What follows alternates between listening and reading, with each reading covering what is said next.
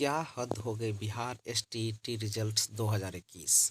कल तक सारे कैंडिडेट का पैसा चंदा लेकर वसूलने वाला आज मसीहा बन रहा है। आज शबों को अक्ल बांट रहा है। लगता है जैसे वो सबसे बेहतरीन और लाजवाब आदमी हो गया है। आज दिमाग की बात करता है, ईमानदारी की बात करता है, और कल तक लोगों का पैसा चंदा ले लेकर केस लड़ते लड़ते सबको बेहाल कर दिया।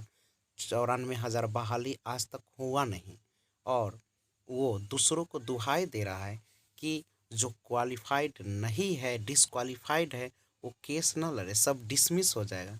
और कल तक वही दिन रात कोर्ट का चक्कर लगाता था, लोगों से चंदा लेता था, दूसरे को ठगता था, और आज न जाने एक रिजल्ट नहीं आया कि लग रहा है कि उसकी ज्वाइनिंग हो गई। तो ये भी सुन लो, ये ज्वाइनिंग होने वाली नहीं है, क्योंकि जिस रफ्तार से केस हो रहे हैं और होते रहेंगे वह किसी से छुपा नहीं है। और याद रखना, किसी भी बहाली को रोकने के लिए एक दमदार केस काफ़ी होता है, और इसके लिए सभी आंदोलन पर भी आ गए हैं। और कुछ ही दिन, अभी तो कोरोना का काल है, नहीं तो आप गांधी मैदान में देख लेते कि लोगों का कैसे भीड़ लगती है और कैसे यह बहाली रद्द होती है। लेकिन जो हो रहा है वो अच्छा नहीं हो रहा है, क्योंकि क्वालिफाइड और डिसक्वालिफाइड आपस में ही लड़ रहे हैं।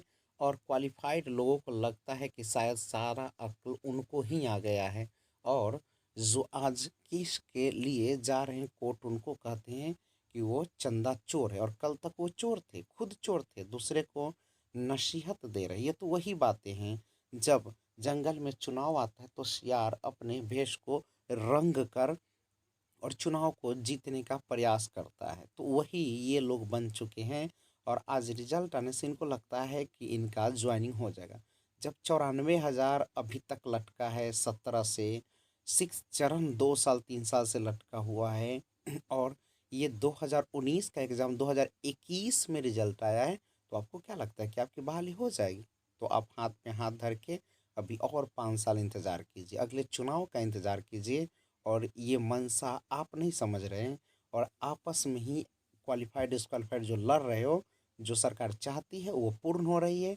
अंग्रेज भले ही चले गए, लेकिन अंग्रेज के जो चमचे हैं, हमारे नेता, हमारी शिक्षा विभाग, हमारे सरकार, वो सफल हो रही है इन चीज़ों में। फूट डालो और शासन करो, तो जनता आपस में लड़ती रहेगी, न उनकी बहाली होगी न कुछ होगा। और सरकार केस पर केस करवाती रहेगी। नॉर्मलाइजेशन की कहीं जिक्र नहीं था, तो फिर नॉर्मलाइजेशन हुआ क्यों, इस पर कभी सवाल नहीं उठाते हो। और याद रखना, यही चीज़ें आपके एग्ज़ाम को रद्द करा के चली जाए।